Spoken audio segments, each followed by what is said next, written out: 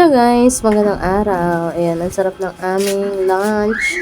Yan ang aming lunch, yung ano yan, kalas na manok. Ayan, 'di ba, may dessert pa. May pampatanggal umay, mangga, at meron pa tayong daing diyan. Ayan, masarap 'yan.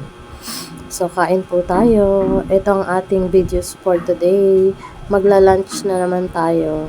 Ayan, maaga ako naligo kasi para makasingaw yung sama ng aking pakiramdam. Iniligo ko na kasi grabe yung aking sipon at ubo.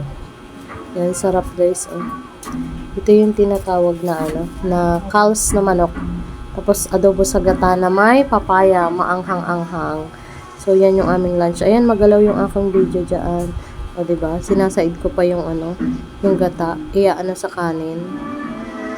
Marami na akong gutom dyan. Yan yung aming tanghalian guys. Sa mga hindi kumakain ng kalas, try nyo. Masarap yan guys. Para siyang native. Medyo matigas. Ayun, may daing pa. O, diba? Meron tayong mangga. Mangga pampatanggal ng umay. Ang sarap yan. Kain tayo. Sarap ng aming tanghalian.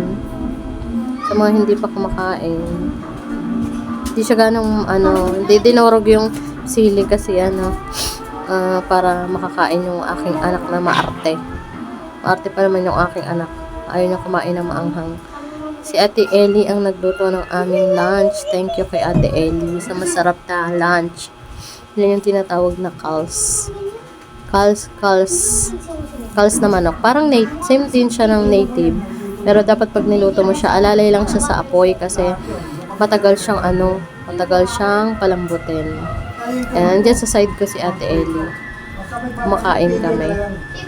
Yung anak ko ayaw pang kumain. Ang sarap. Kasabayan mo siya ng mangga na maasim. Matatanggal yung umay.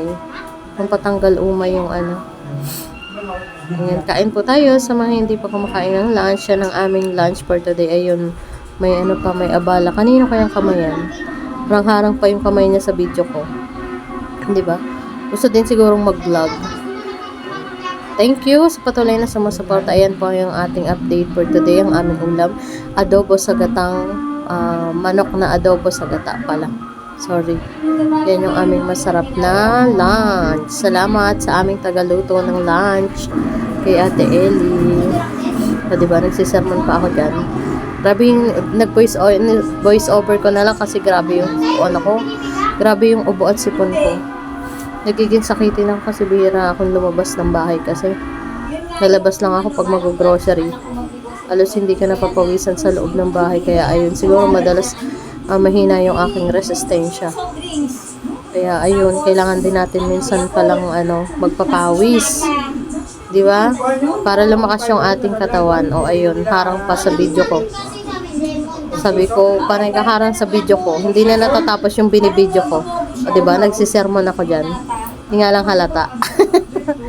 Yan, kain tayo guys. Thank you sa lahat ng patuloy na sumusuporta at nanonood ng walang kakwentang vlog.